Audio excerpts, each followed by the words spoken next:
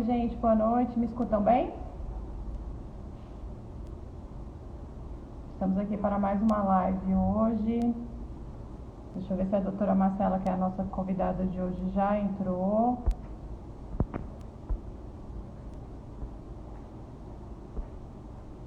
Aqui, vamos convidar a doutora.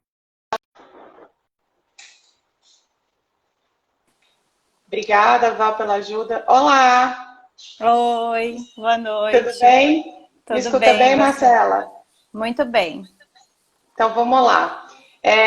Primeiro eu quero agradecer a presença de todos, o pessoal começa a entrar aos pouquinhos, né? Só lembrando que a gente está aqui para fazer a live para conversar sobre os temas relacionados ao Setembro Amarelo, né? Que é o mês de combate e prevenção ao suicídio, um tema tão importante. Né? Meu nome é Janaína Rosas, eu venho moderando essas lives, tenho um prazer enorme de participar dessa campanha que é tão importante de esclarecimento e awareness do tema, né? O canal escolhido é sempre a Abrata, né, que é uma instituição muito séria, muito respeitada, que trata dos transtornos de comportamento, e esse canal e esse fórum está sendo patrocinado e trabalhado pela Cristália, que é uma empresa bastante focada no tratamento, né, desse tema de sistema nervoso central. Marcela, está falhando de vez em quando a sua imagem. Sua internet está boa? Você está escutando a gente bem? Tá, eu tô te ouvindo Tá tudo bem. bem? Tá bom, então. É que às vezes a gente está na hora do engarrafamento, né, da internet. Então vai ficar difícil. Eu tô com um facho de luz aqui também, que eu não sei de onde saiu hoje. Tentei arrumar aqui, mas não consegui. Sejam todos muito bem-vindos. Enquanto a gente sabe mais ou menos o volume de pessoas que atende, né? Ó, iluminada hoje aqui. Bom, o tema hoje que a Marcela vai, né, que a doutora Marcela vai trazer para a gente tem a ver com resgate de vidas, né, e a importância da terapia ocupacional nesse momento. Marcela, eu vou pedir para você se apresentar com calma, para a gente dar aí uns 5 minutinhos para o pessoal terminar de chegar na nossa live, tá bom? Seja muito bem-vinda. Obrigada. Para mim, o seu áudio tá falhando um pouco e a sua imagem trava. Estranho, né? Bom, Nossa, agora porque eu tenho te visto meio lento também. Mas vamos com calma que a gente consegue. vamos. Tá certo. Bom, eu sou Marcela, eu sou formada em terapia ocupacional, me formei em 2002 e desde então eu venho trilhando o meu caminho dentro da psiquiatria, né? Eu sou especialista em terapia ocupacional dinâmica, psicopatologia e dependência química. E queria muito agradecer a oportunidade de estar aqui falando, né, com vocês, poder falar um pouco da experiência e principalmente poder falar de terapia ocupacional, né? É uma profissão que fala-se pouco e ela é tão Sim. importante, né, nos cuidados. Então, assim, eu fico muito agradecida mesmo de poder falar sobre terapia ocupacional e a prevenção ao suicídio. Fantástico. E o tema, né, quando vocês sabem, eu tenho contado aqui, eu sempre converso um pouquinho antes com quem a gente vai entrevistar, até para criar contexto, criar um roteiro que faça sentido. Que bom, o pessoal está dando feedback que eles estão escutando a gente bem, então vamos juntos. Gente, vão avisando para a gente, tá? Tá. Se travar e tudo, para a gente parar e voltar no tema. É, O que me chamou a atenção? Essa coisa de resgatando vidas, né? Então, assim, quando a gente pensa em suicídio, a gente pensa só em perda, né? Só na tentativa, no desgaste. E hoje a gente vai falar de um tema super importante que é resgatar, retomar, né? Readequar, voltar para a rotina. E eu queria, Marcela, te perguntar, para você contar para a gente, do ponto de vista do que você faz, do que você desenvolve, do tipo de paciente, né? Escutando aí aonde você trabalha, a tua formação, você claramente tem contato com pacientes já mais graves, né? Eu queria que você falasse um pouquinho do teu ponto de vista, para as famílias irem entendendo como é essa questão do processo de adoecimento, do ponto de vista do teu trabalho. Bom, né, pra gente, assim, eu acho que pensar nos transtornos mentais, né, que vem aumentando muito, né, eu acho que um jeito da gente poder pensar o processo de adoecimento é a gente poder fazer até um link com a pandemia hoje, né. Com a pandemia, a gente que teoricamente não temos nenhum transtorno mental, né, teoricamente, a gente se viu tendo que mudar a nossa rotina drasticamente, né? E o quanto isso trouxe pra gente. E a gente foi deixando de fazer coisas que nos davam prazer, mas a gente foi substituindo por outras coisas. A gente teve que se adaptar a uma nova rotina. O paciente, quando ele começa a apresentar sinais de que alguma coisa não está bem, ele para de fazer, né? Ele deixa de fazer coisas ou que tragam prazer ou coisas muito básicas dentro das atividades de vida diária. O paciente, ele muitas vezes ele perde a vontade de tomar banho, né? Ele perde a vontade de acordar cedo, ele perde a vontade de sair para trabalhar, ele se desorganiza dentro da rotina dele, né? Então, assim, um dos primeiros sinais é deixar de fazer coisas, né? E muitas vezes, até deixar de fazer coisas que dão prazer, vai ficando um pouco mais para frente. Mas os primeiros sinais, assim, é o paciente deixar de fazer coisas básicas, né? Ele gostava de chegar em casa e fazer uma comida, né? Pra gente é fácil chegar em casa e fazer um arroz, né? Para o paciente, quando ele tá já entrando num processo de adoecimento, para ele é muito difícil, né? E às vezes parece preguiça, né? E a gente fala, mas tá preguiçoso, mas não consegue levantar da cama, sai daí. E não é isso, já é um sinal de que algo não vai bem, né?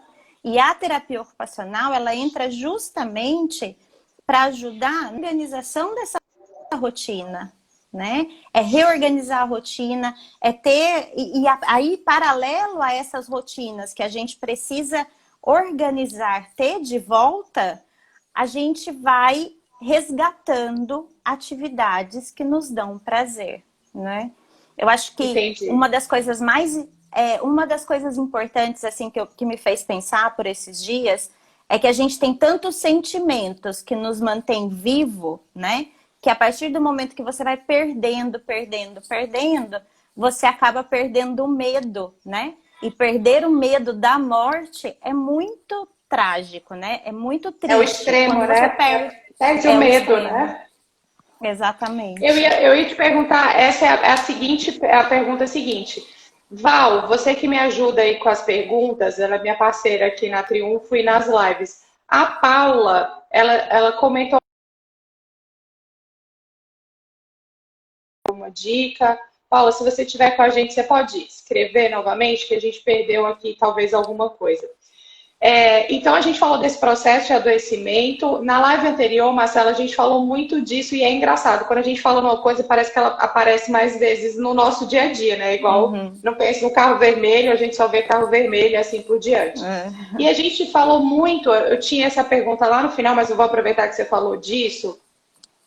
Na conversa com o psiquiatra semana passada, a gente conversou sobre sinais e sintomas. A diferença deles... E como sinais parece que aparece, né, mais numa faixa etária, no adulto, né, jovem, e aí parece que sintomas mais já no idoso. Você pode explicar um pouquinho para a gente, do teu ponto de vista, se isso é assim mesmo, ou se todo mundo acaba tendo sinal e sintoma, e o que é cada coisa? Eu acho que o sintoma... eu acho que independente da faixa etária, o sintoma ele demora um pouco mais para aparecer. O que aparece são os sinais, né? Este paciente ele vai dando sinais de que algo não vai bem, né? E aí é a nossa observação, porque muitas vezes o paciente ele não sabe, ele não consegue entender que algo não vai bem, né?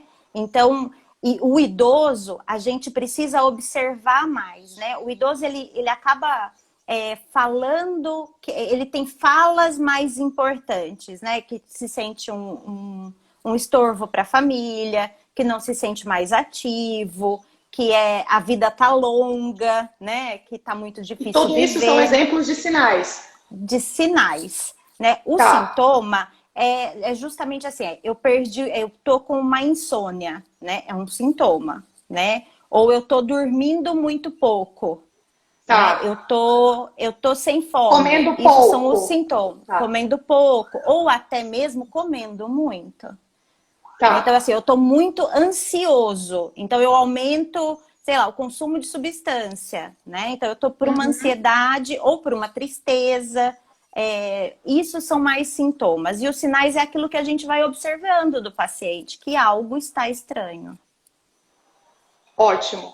Tá ficando Travou. cada vez mais claro. E aí, voltou? Tá Voltou. ficando cada vez mais claro, e é isso que a gente precisa, né? A gente vem falando dessa questão do tabu, mas o quanto é importante falar, né? Deixar claro os sinais e sintomas, o papel da família, o papel dos profissionais de saúde, o papel da rede de apoio, para que a gente realmente consiga prevenir, antecipar, né, esse diagnóstico, esse entendimento e reduzir o volume de suicídio, que os números têm deixado toda a população bastante preocupada. Tem uma pergunta legal aqui, já faço, Val, obrigada. E aí eu queria te perguntar, na sequência falamos do adoecimento, né? E aí nesse adoecimento, você me comentou que o paciente vai perdendo coisas, né? Vai perdendo funcionalidade, vai perdendo emoções, sentimentos. E aí você falou do extremo, que é perder o medo, né? Eu lembro que você comentou, me chamou muita atenção. O medo é bastante importante, porque ele protege a vida, né? E aí no extremo você perde o medo de perder a vida, né? O que é muito forte. Então eu queria que você me falasse um pouco do que esse paciente vai perdendo, né? Aos poucos ou de uma hora para outra, como é que isso acontece do teu ponto de vista? Hoje, inclusive, eu atendi uma paciente que ela teve várias internações por tentativas de suicídio. E hoje eu perguntei para ela, falei, mas por quê? Né? Por que você faz isso? Ela fala que é um sentimento tão... que ela não conseguia nomear o que ela sentia. Né? Que era tão difícil ela conseguir entender. E até por ter várias tentativas, ela acabou perdendo a credibilidade com a família, né? Mas, assim, o processo de adoecimento, ele perde, você começa a ficar mais isolado, né? Você para de sair de casa, você para de fazer atividades que te dão prazer, e aí essas atividades que te dão prazer podem ser atividades muito bobas, né? Como sentar na varanda e curtir um pouco a noite, né? Ou ficar em silêncio, ou ler um livro. A pessoa que está entrando num processo de adoecimento, que ela não valoriza mais a vida, né? Ela começa a deixar de fazer. E aí ela vai perdendo contatos, né? Ela perde contatos com amigos, né? Talvez com alguns amigos mais distantes, depois com amigos mais próximos, e aí ela começa a perder o contato justamente até com a família, né? Porque ela não consegue mais dizer para a família o que ela está sentindo, porque aquela dor é tão dela, né? Aquela dor, aquela angústia, aquela ansiedade de estar vivo, né? É tão grande que ela acaba perdendo, inclusive, o contato com os familiares. Então ela vai se distanciando, inclusive dentro de casa, né? E aí ela para com coisas muito básicas e com coisas muito importantes, né? E às vezes a gente acha que o paciente ele precisa estar muito deprimido para fazer alguma coisa. Não, né? Ele precisa só estar mal, né? Ele precisa simplesmente não conseguir lidar com algumas questões da vida. E muitas vezes ele vai ter dificuldade de te dizer isso, né? Ele vai ter dificuldade de dizer, olha, tá ruim, né? Eu não sei o que fazer. Porque muitas vezes, assim como essa paciente me disse hoje, ela não consegue nomear o que ela está sentindo, né? E aí são perdas, e aí ela vai perdendo e ela vai se sentindo cada vez mais impotente diante das perdas. Tá aparecendo aqui, né, algumas pessoas comentando que sentem que perderam a capacidade de cuidar, sentem que perdeu a capacidade de cuidar dos filhos e isso é um motivador, né? Uma outra pessoa comentou que sentia dificuldade de fazer coisas funcionais da casa, e isso todo vai perdendo essa vitalidade, essa disposição, e aí isso tudo vai abrindo, parece que um buraco, e aí a perda só vai aumentando, tanto perda de função, quanto perda dos sentimentos também, das emoções, né? E aí você falou também, que é uma coisa que me parece que que aparece em todas as conversas, que é a perda dos vínculos também, né? Eu assisti uma live de 2 psiquiatras e eles falavam que, apesar de ser um tema muito complexo e muito individual, essa rota até a tentativa de suicídio, ela tem 2 pilares muito claros, que são os transtornos, tratá-los, então, entender, tratar, quebrar tabu, diagnosticar, e um outro pilar são os vínculos, né, com a família, com os amigos, com o trabalho, com a vida, né, com a sociedade, com a comunidade. Então, aí você falou disso. Então, tem um pouco de perda de funcionalidade, aí perda de sentimento e, por fim, perda de vínculo, né? Como essa paciente que você se deparou hoje, ela está perdendo, você falou uma palavra forte, que é credibilidade com a família. E aí a confusão que deve ser para essa família também, né? Tem alguma recomendação para essa família que vai vendo essa perda de funcionalidade ou de... que esse é sempre um momento desafiador, né? Ou eu não sei se é preguiça, eu não sei se é falta de motivação, eu não sei se é cansaço. Como é que a família pode tentar testar, né? Separar uma coisa da outra e entender que esse paciente está precisando de ajuda? Parece uma coisa muito idiota o que eu vou dizer, mas você precisa ouvir o que o seu... O óbvio precisa ser dito, viu, Marcela? Né? Vamos falar o óbvio aqui. Eu acho que a gente precisa aprender a ouvir mais, né? Tá. E a gente precisa às vezes a gente precisa sentar com esse sujeito que não tá bem e perguntar o que você tem, né? E não, porque às vezes a gente já chega meio que acusando, porque a família tá cansada sim, né? A família tá cansada, são várias coisas, são vários transtornos, é uma linha tênue, né? É complicado. Mas assim, eu acho que a gente precisa sentar e dizer, me fala o que está acontecendo, eu posso tentar te ajudar. Se eu não conseguir, eu posso tentar alguém que possa te ajudar, né? Então assim, às vezes é pegar na mão e falar assim, vamos no médico, né? Vamos fazer uma consulta, você não está bem. E acho que é isso, é dar crédito para aquilo que ele está sentindo. Né? Porque às vezes a gente fala, é preguiça, é cansaço, é qualquer coisa, menos algo muito importante. Eu acho que uma das primeiras coisas para a gente entender é a família sentar ao lado e entender o que está acontecendo, né? E poder ouvir. Entendi. Escutar, né? Escuta, né? Eu tenho escutado muito essa recomendação, escuta ativa, né? Isso. A diferença entre ouvir e escutar, né? Bom, e aí apareceu uma pergunta que eu acho que na sequência você iria explicar, mas ela está passando aqui, ela é muito importante por conta dessa rede que a gente está entendendo que é uma rede multidisciplinar que vai fazer diferença tanto na condução do paciente quanto na condução da família. Do teu ponto de vista, qual é a diferença do apoio da terapia ocupacional e do psicólogo? Né? Onde que tem sinergia, onde tem interseção? Eu sei que você vai falar da retomada da rotina e isso me surpreendeu muito positivamente. Então, a gente já emenda uma pergunta na outra. Tá. E essa pergunta foi super interessante. Eu acho que um não substitui o outro de jeito nenhum, né? Nenhum tratamento é substituído. Né? Eu acho que a psicologia, você tem um espaço seguro para poder dizer sobre o seu sofrimento, né? Para você poder entender o que você está sofrendo, quais são as questões da sua vida. Então, eu acho que a psicologia é importantíssimo fazer terapia, né? E paralelo a isso, eu acho que dentro da terapia ocupacional, quando a gente recebe um paciente, né? Muitas vezes esse paciente que chega na terapia ocupacional são pacientes mais graves, que já tentaram suicídio algumas vezes. Então, assim, é difícil a gente receber um paciente que está lá no início, né? Que só começou a estar esquisito, né? Não, a gente vai receber pacientes que já estão com a rotina muito desorganizada. E aí, geralmente, eles vêm encaminhados para a gente ou de um psicólogo, ou de um psiquiatra, ou dos dois, né? Que tem uma equipe que cuida desse paciente e fala, bom, agora eu acho que a gente precisa resgatar as coisas. Dentro da TO, né, é a gente poder linkar junto com o paciente o que você fazia que você deixou de fazer, né? Como era a sua rotina, né? O que você entende que antes você fazia e te dava prazer e que hoje você não consegue mais fazer. E não consegue mais fazer porque encheu o saco, porque é ruim, porque me dá canseira, qualquer coisa.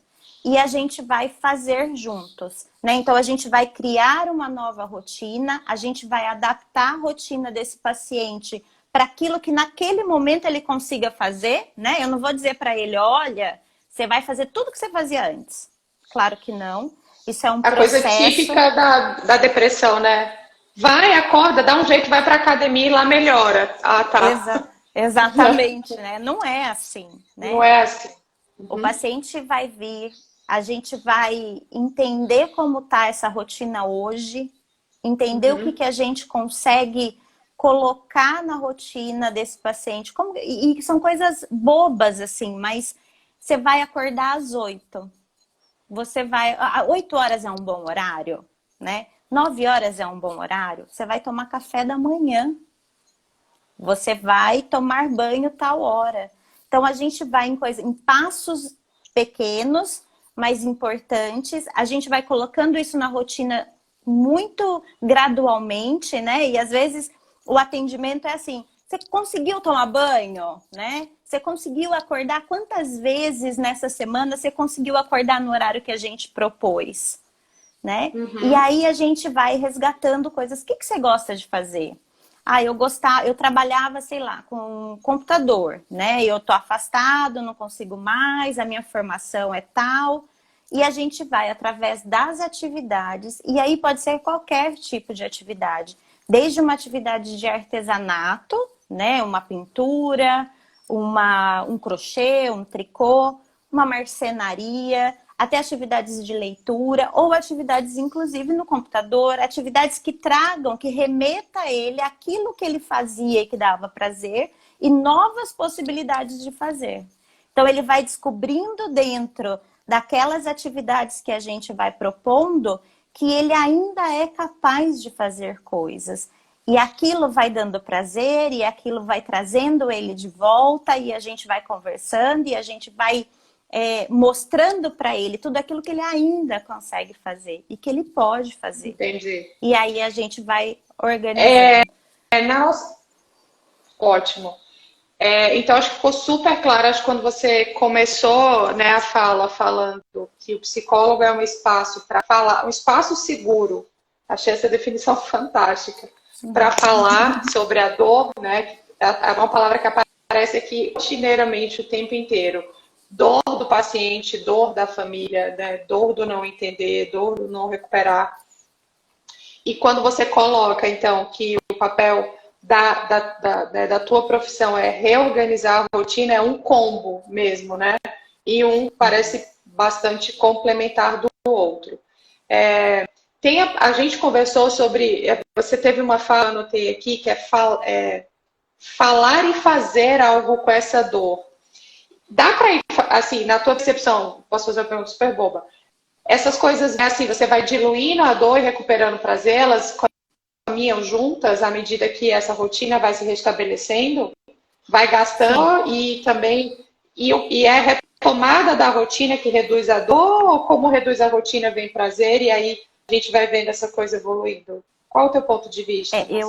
Eu acho que quando a gente reorganiza a rotina e o paciente retoma as atividades e ele consegue perceber que aquilo ainda dá prazer, que aquilo dá para fazer, eu acho que é onde vai diminuindo a dor do paciente, né? É construir isso mesmo, né? De entender que você é capaz de fazer, né? Que você não é um encostado, que você faz coisas, que você quer fazer coisas, mas que naquele momento você não estava conseguindo. E como é que a família pode apoiar essa reorganização da rotina? Nossa, é difícil, né? Mas a família tem que estar ali. Por exemplo, né? Nessa reorganização de Oi, desculpa, cortou. Rotina, é comum ter momentos que envolvem a família? É difícil? Desculpa, Voltando, nesse ajuste de rotina, eu entendo que tem uma coisa. Voltou? Tá. Voltou, agora voltou. Vamos lá. Nessa reorganização da rotina, tem coisas muito simples que depende só do indivíduo, né? Como o horário que foi combinado para acordar, essa coisa de não pular o café, coisas do tipo que é ele com ele mesmo. Mas existe, por exemplo, você vai implementando rotina que dê para a família? Não. Como é que a família atua nessa reorganização da rotina? Bom, se eu não, eu tenho que estar junto com a família, né? Porque eu preciso desse feedback com a família. Então, eu preciso eu faço planejamento do paciente da semana, um planejamento para a família. Olha, as atividades que ele tem que fazer e a gente vai trabalhando juntos. Você sumiu para mim agora, Janaína. Entendi. Você também sumiu para mim. Voltamos. Pronto, voltamos. Então, mas eu acho que a Voltamos. família tem que estar muito próxima. A família precisa entender quais são os passos daquele tratamento, né? Então, a família, a família também precisa me dar um feedback do que está acontecendo, né? Então, ela precisa estar próxima.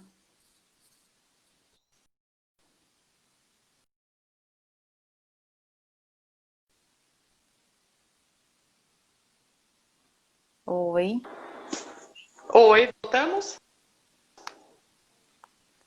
voltamos. Acho Você que me escuta, sim. Marcelo? Ótimo. Escuto. Deu para ouvir bem. Eu, pelo menos, ouvi e imagino que a família é super importante para a retomada dessa rotina, mesmo que ela não faça parte dos planos Uhum. para a retomada dessa rotina. Eu vou resgatar aqui, Sim. talvez eu não faça a pergunta completa. Tem aparecido muitas perguntas a respeito da bipolaridade. Se você percebe que é um transtorno que aparece muito nessa idealização e nesse momento onde você pega esse tipo de paciente, e isso é mais difícil, assim, a pergunta tem a ver com o transtorno bipolar. O que é que você percebe? O que é que você acha? Você sente alguma presença maior e isso é mais fácil, mais difícil? Enfim, a pergunta tem a ver com o transtorno em si. Uhum. O transtorno bipolar, ele é uma das patologias, uma patologia bem difícil de tratar, né? A gente tem um paciente que está em dois polos, né? Em dois polos muito diferentes, né? E o paciente bipolar, ele não se mata só na depressão, né?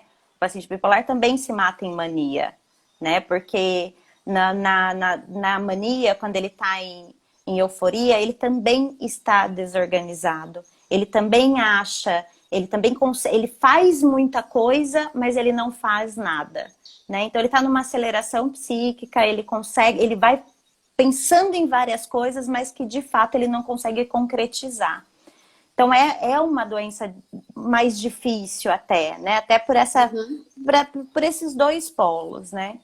E aparece muitas tentativas de suicídio, e aí as tentativas que aparecem mais são pela depressão bipolar, né? O paciente bipolar, quando ele está em depressão, são os casos que mais aparecem pra gente, né? Mas dentro de todas as patologias, a gente tem a depressão, o transtorno bipolar, que é muito grave, né? Quando ele está pela tentativa de suicídio, pela dificuldade de tratar, e a substância, e o uso de substância, né? E o uso de substância, muitas vezes, ele também está ligado com o transtorno bipolar, né? Muitos pacientes que são dependentes químicos também têm um transtorno bipolar, né? E que acabam aumentando o uso de substância estando em mania, e aí os riscos sempre vão aumentar, né? Então é complicado.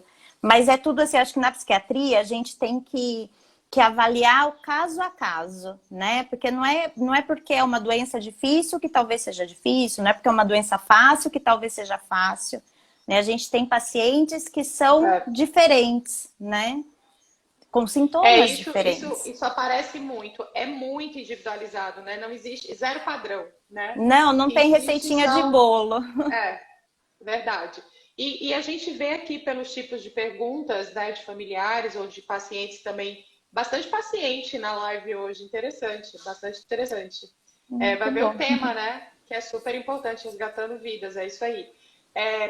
tem aparecido muito essa questão de que é sempre muito individualizado, difícil de perceber a rota, né? Mas que existem coisas em comum. E o transtorno do comportamento, certamente, e essa questão do vínculo. Apareceu uma pergunta que é sobre o apoio da família. Quando a família é fechada, ou quando a família já está, como você já relatou aqui, e que é de se esperar, também um pouco cansada, existe a recomendação de que esse paciente procure grupo de apoio? Pode fazer diferença? Com certeza, porque ele vai procurar outra rede de apoio, né? E esses grupos de apoio, eles são super importantes, né? Eles vão fazer o papel que aquela família não está conseguindo fazer naquele momento, né? Então, é importante que se busque, sim, outros grupos, outras redes de apoio, para que você, já que você não consegue receber esse apoio dessa família, você precisa montar outra rede de apoio, né?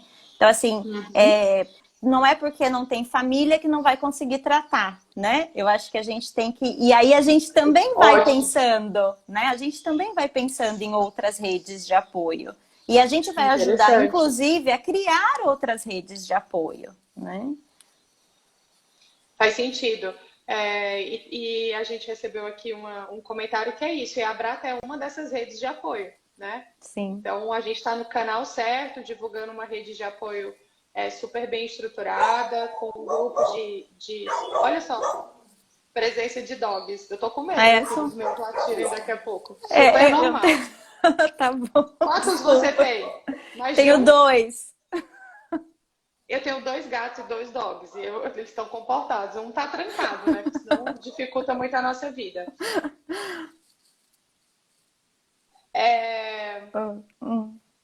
Marcela, aparece pra gente assim, falhou, voltando.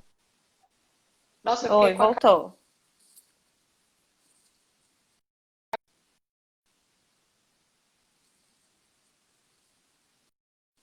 Marcela voltou também. Oi. E aí, voltou. Para os nossos ouvintes, assim, a gente tem feito... alguém está te entregando, dizendo que você tem 3 dogs, na verdade, Marcela. Não. Uma foi embora, eu vou explicar. Então tá bom, depois você explica, porque chegaram aqui, depois você, inbox, você explica o que aconteceu com a terceira. Mas tá eu tinha bom. 3 gatos também e uma foi embora, é uma longa história. Mas assim, aproveitando esse momento que a gente, né, tá aqui, porque tem que ter alegria, eu ouvi isso a nossa primeira conversa foi com uma família que perdeu a filha, é preciso manter a alegria, né? É preciso ter coragem, né? É preciso enfrentar a dor, gastar a dor, enfim. E aí a gente, como o teu tema é resgatando vidas, e resgatar vidas é dar a virada, né? Tentar levar esse paciente para um lugar seguro e evitar que isso volte a acontecer. A gente comentou para os nossos ouvintes aqui, então, e se a gente conduzisse, que o nosso tempo sempre passa muito rápido, o final da nossa live pedindo para a doutora Marcela comentar para a gente os casos de sucesso, né? Que a gente fala sempre da perda, da nova tentativa, né? E os que viraram o jogo, né? A gente até, vamos usar essa frase, viraram o jogo, recuperaram o prazer de viver. É possível, ela tem pacientes assim, e as famílias precisam acreditar nisso, e os pacientes que estão aqui também precisam acreditar nisso. E já apareceu. Você tem caso de sucesso para contar para gente? Então, eu queria que você comentasse para gente, sei lá, 2 casos, ou casos surpreendentes, sei lá, ou casos simples, porque o simples também é de virada de jogo, né? De retomada do prazer de viver. Eu tive uma paciente há muitos anos atrás, a gente se conheceu num hospital dia, que é o paciente passa o dia em tratamento e vai para casa, já com algumas tentativas de suicídio. Ela era uma profissional da área da saúde, com muitas dificuldades nisso. Ela tinha uma filha, ela vinha se queixando, a pena.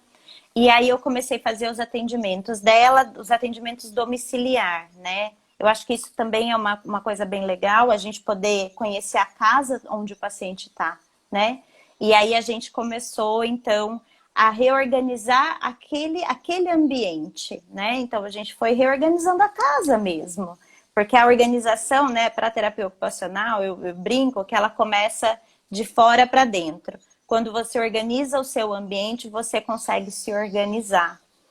E aí a gente começou, então, a pensar em atividades que fossem trazendo prazer para ela. Ela foi fazendo algumas... Ela estava afastada pelo INSS e ela foi resgatando através das atividades, foi conseguindo ver que ela ainda tinha potencial em fazer.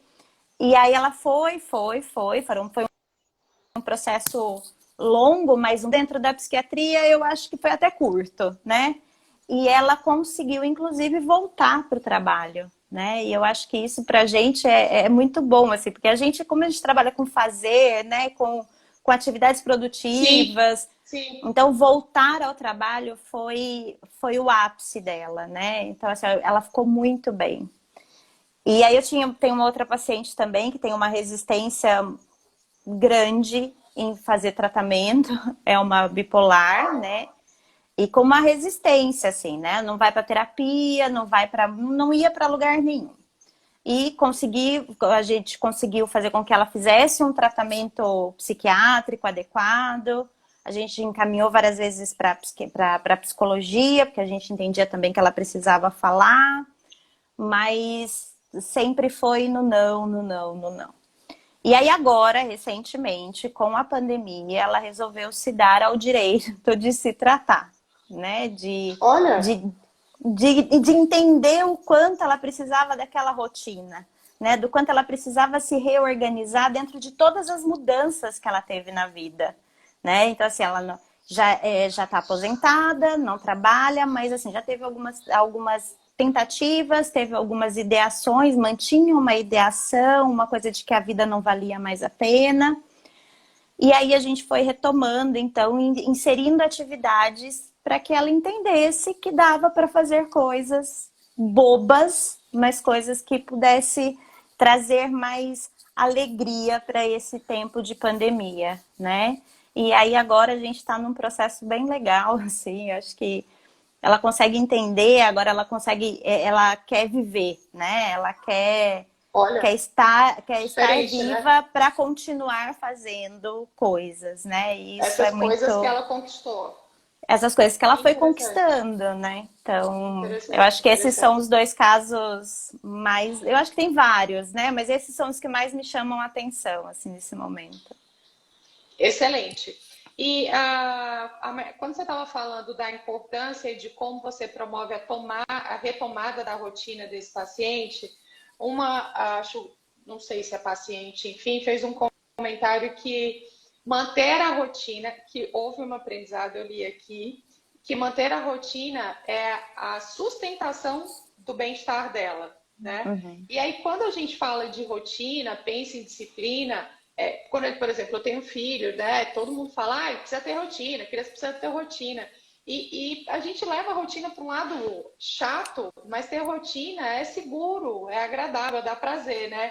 Então, assim, é a mesma coisa Uhum. que regime e dieta, né? Eu devia arrumar um nome novo para a rotina, porque tem essa coisa, até a música, né? Não sei de quem é, de Chico Buarque.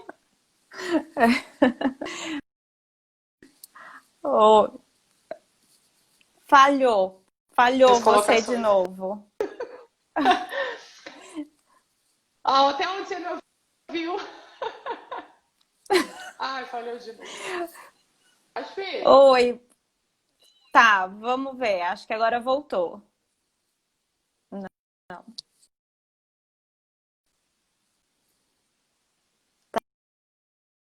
travou tudo. voltamos. Ainda bem que a gente tá ficando Voltamos. craque em travar e ficar bem. Ficar sem Tá tensão. vendo? Até o eu. Tá vendo? Olha que coisa boa. Aprendendo uma coisa nova. Fazer live com pouca internet. Até onde você me Que, ouviu? precisa, que precisava mudar o nome da rotina. Que a gente leva isso pro lado Não é ruim. engraçado? Ruim, né? Dieta e regime, sabe? Você não acha?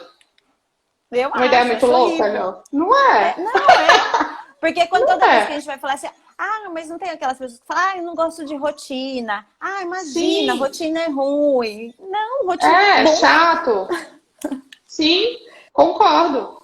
E Saber o que rotina vai é super. fazer, ter hora para as coisas, a gente se planeja, né? E pode escolher fazer ou não, né?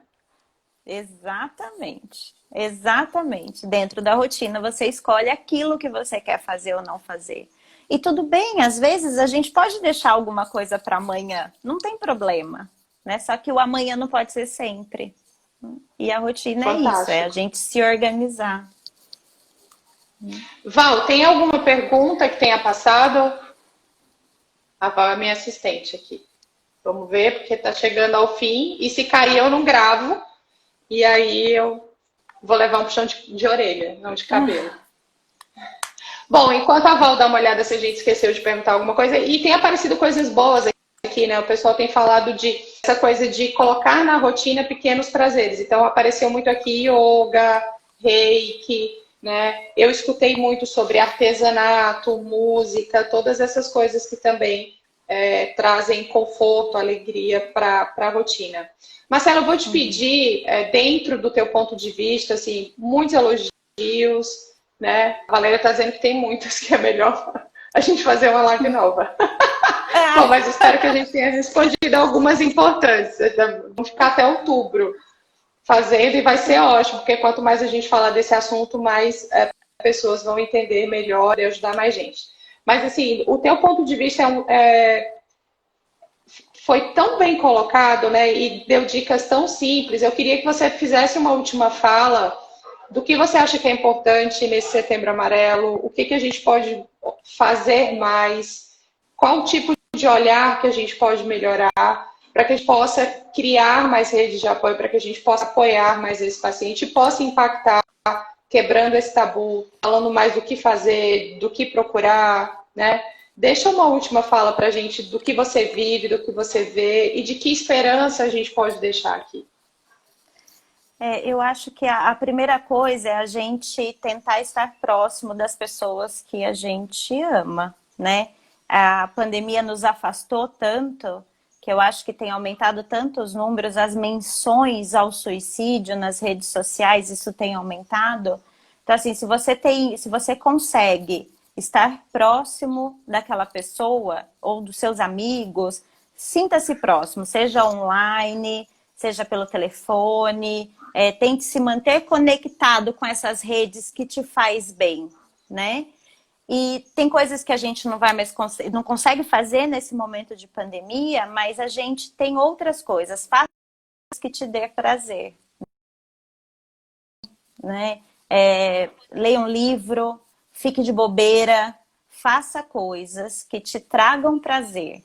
E famílias, vamos validar aquilo que o nosso paciente está dizendo, né? Às vezes a gente está cansado, mas a gente pode sim perder 5 minutos, sentar ao lado dele e dizer como é que você tá, né? Eu acho que isso é o principal, a gente precisa validar a dor do outro, né? E às vezes validar a dor do outro não é dizer, você fala, eu sei o que você está sentindo e fala de você. Não, você valida, você só escuta o que ele tem para dizer, né? Eu acho que isso é uma das principais coisas. E vamos se organizar, né? Vamos pensar no quanto a rotina é importante, o quanto a rotina pode ser boa, né? Ter horário para dormir, ter horário para acordar, fazer algumas coisas durante o dia que nos dê prazer e o quanto isso é importante, né?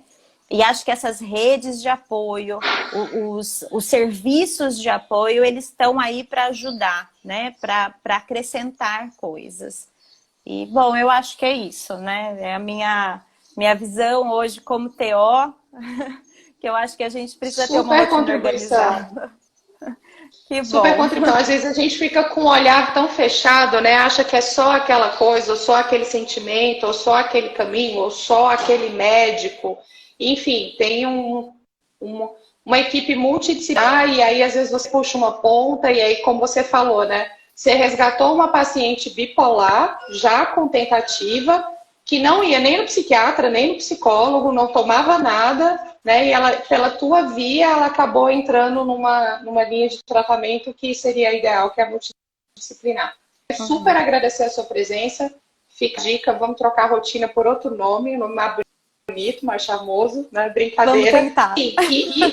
E a dica para a gente manter a nossa saúde, né, no meio dessa loucura, não se afastar dos nossos amigos, da nossa família, encontrar outras formas de sentir prazer na nossa rotina. Marcela, super obrigada. Boa noite. Boa noite. A gente teve uma audiência super alta, estou super feliz. E vamos seguir divulgando esse tema que é tão importante. Gente, boa noite, viu? Desculpa a internet, eu estava pior todos os dias. Beijo. Beijo, obrigada. Tchau. Tchau.